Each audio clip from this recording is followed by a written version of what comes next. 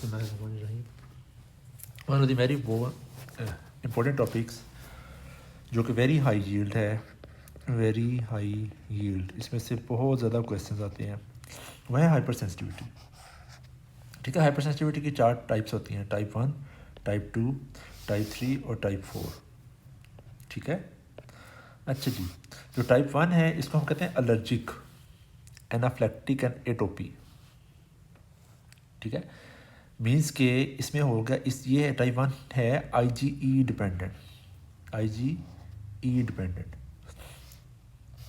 इसमें होगा क्या कि 2 तरह के रिस्पॉन्स आते हैं, इमीडिएट रिस्पॉन्स और लेट रिस्पॉन्स। इमीडिएट रिस्पॉन्स होगा क्या कि एलर्जन आया, एलर्जन आके आपके मास्ट सेल्स के साथ जुड़ा थ्रू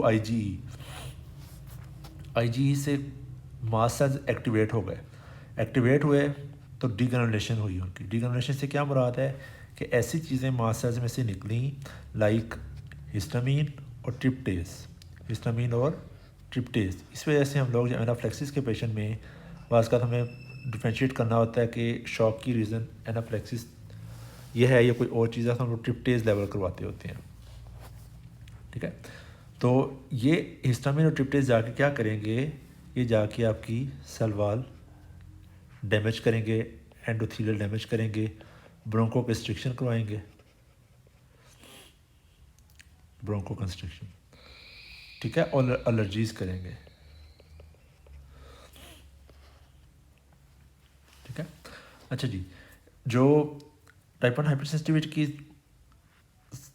एग्जांपल्स हैं दैट इज एनाफ्लेक्सिस और एस्थमा। बहुत सारे लोगों को किसी मेडिसिन से एलर्जी हो गई है,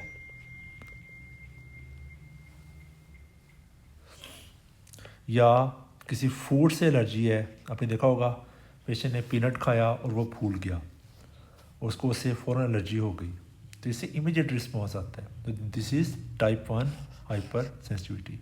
आपने जितनी भी हाइपर सेंसिटिविटी याद करनी है उनके साथ जो चीज़ लाजमी याद करनी है वो उनकी एग्जांपल्स लाजमी याद करनी है। ठीक है, अच्छा, सेकंड आती है type 2 hyper sensitivity. Type 2 hyper sensitivity क्या है, इसको हम कहते हैं जो एंटीबॉडीज़ हैं एक स्पेसिफिक टारगेट को बाइंड करती हैं। एक ऑर्गन इन्वॉल्वमेंट होती है इसके अंदर, वन ऑर्गन इन्वॉल्वमेंट, एक ऑर्गन के खिलाफ एंटीबॉडीज़ बनती हैं। ठीक है, जब उस ऑर्गन के ऊपर आके एंटीबॉडी लगेगी तो उसके खिलाफ एंटीबॉडीज़ बनेगी।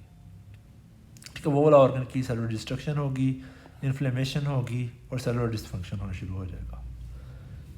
ठीक है, अच्छा, इसकी एग्जांपल्स क्या क्या हो सकती हैं कि अगर ब्लड के ख़िलाफ़ है तो हेमोरेटिक एनीमिया, प्लेटलेट्स के ख़िलाफ़ है तो thrombocytopenia, transfusion reactions, haemorrhagic disease of new bones. Haemorrhagic disease इसमें बेसिकली ये हेमोलिसिस ही हो रही होती है। ठीक है, किडनीज में गुडपास्चर सिंड्रोम, हार्ट के अंदर रोमेटिक फीवर, ट्रांसप्लांट हुआ है तो उसके heart transplant rejection, neuromuscular junction में है तो माइसीना ग्रेविस, और ग्रेव्स डिजीज़ और पेम्फिगस वल्गैरिस। स्किन की disease is grave disease, sorry pemphigus vulgaris. ठीक है, थायराइड की डिजीज़ इज़ ग्रेव डिजीज़। ये सारी चीज़ें क्या हैं, ये टाइप 2 हाइपर सेंसिटिविटी की एग्जांपल्स हैं। ठीक है, टाइप 1 में याद रखना है दिस इज़ IgE मीडिएटेड और एलर्जी। टाइप 2 में याद रखना है सिंगल ऑर्गन इन्वॉल्वमेंट। ठीक है, और फिक्स्ड टारगेट होता है इसके अंदर, फिक्स्ड टारगेट। अच्छा जी, जो टाइप 3 हाइपर सेंसिटिविटी है इसमें जो चीज़ याद रखने वाली वो है एंटीजन एंटीबॉडी कॉम्प्लेक्स। ये एंटीजन एंटीबॉडी कॉम्प्लेक्स जाके आपके डिफरेंट ऑर्गन्स में डिपॉजिट होता है। जब डिपॉजिट होकर वहाँ पे जाके इम्यून रिएक्शन क्रिएट करेगा। जब इम्यून रिएक्शन क्रिएट होगा तो उस ऑर्गन की डिस्ट्रक्शन होगी। जब डिस्ट्रक्शन होगी तो डिसफंक्शन शुरू हो जाएगा, डिसफंक्शन होगा। ठीक है, अच्छा, immune complex, antigen antibody complex activate complements, जाके न्यूट्रोफिल्स रिलीज लाइसोजाइम, जाके सारा वेस्कुलाइटिस शुरू होगा और सिस्टमिक मैनिफेस्टेशन शुरू होगी। तो इसमें टाइप 2 और टाइप 3 में डिफरेंस क्या है? इसमें सिंगल ऑर्गन इन्वॉल्वमेंट है, और टाइप 3 में क्या हो रहा है कि इसमें मल्टी सिस्टम इन्वॉल्वमेंट है। ठीक है, सिस्टेमिक मैनिफेस्टेशन, इसी को इसको क्या कहते हैं? Systemic manifestation, multi system involvement. ठीक है, इसकी एग्जांपल्स क्या क्या हैं? SLE, पोलिटिसन रोज़ा और PSTN, post streptococcal government hepatitis. इन सब के अंदर क्या हो रहा है कि एंटीजन एंटीबॉडी कॉम्प्लेक्स जाके डिपॉजिट होता है। ठीक है, टाइप 3 के अंदर एंटीजन एंटीबॉडी कॉम्प्लेक्स जाके डिपॉजिट होता है।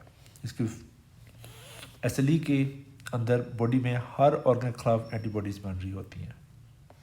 अच्छा, सीरम सिकनेस और आर्थर रिएक्शन भी इसके 2 एग्जांपल्स हैं। इसमें क्या होता है? प्रोटोटिपिक इम्यून कम्प्लेक्सेस आते हैं जो कि जाके टिश्यूज़ के अंदर डिपॉजिट होते हैं। उससे क्या होगा? इन्फ्लेमेटरी प्रोसेस शुरू हो जाएगा, और टिश्यू डैमेज होगा। आर्थर रिएक्शन में भी क्या होगा? लोकल सब एक्यूट हाइपर सेंसिटिविटी होगी, लेकिन ये भी क्या है? एंटीजन एंटीबॉडी कॉम्प्लेक्स मीडिएटेड है। ठीक है, इससे होगा क्या? पेशेंट को एडीमा होगा, वो जगह की इन्फ्लेमेशन लीडिंग टू नेक्रोसिस होगी और एक्टिवेशन ऑफ द कम्प्लीमेंट होगा। ठीक है, अच्छा, कुछ मेडिसिन्स होती हैं, मेडिसिन के बाद पेशेंट को एलर्जिक टाइप रिएक्शन होता है। अब एलर्जी के नाम से हमें लगेगा कि पेशेंट को बॉडी पे रैश होगी, हाइपोटेंशन में जाएगा। ठीक है, और अगर पेशेंट को सिस्टेमिक सिम्टम्स आए, लाइक उसको फीवर हो रहा है, अर्टिकेरिया है, जॉइंट पेन्स हैं, this is called Arthus reaction.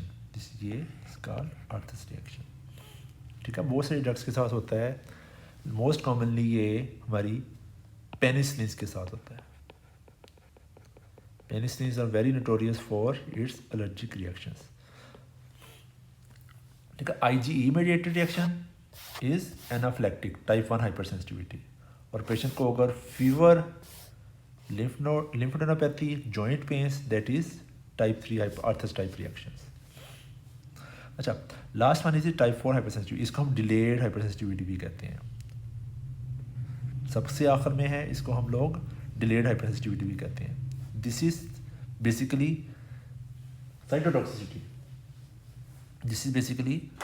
Cytotoxicity. दोनों साइड ब्लाम होते हैं, CD8 और CD4। इसकी एग्जांपल्स क्या क्या हो सकती हैं? कॉन्टैक्ट डर्माटाइटिस, ग्राफ्ट-वर्स डिजीज़, और हम लोग PPT टेस्ट जो करते हैं। ठीक है।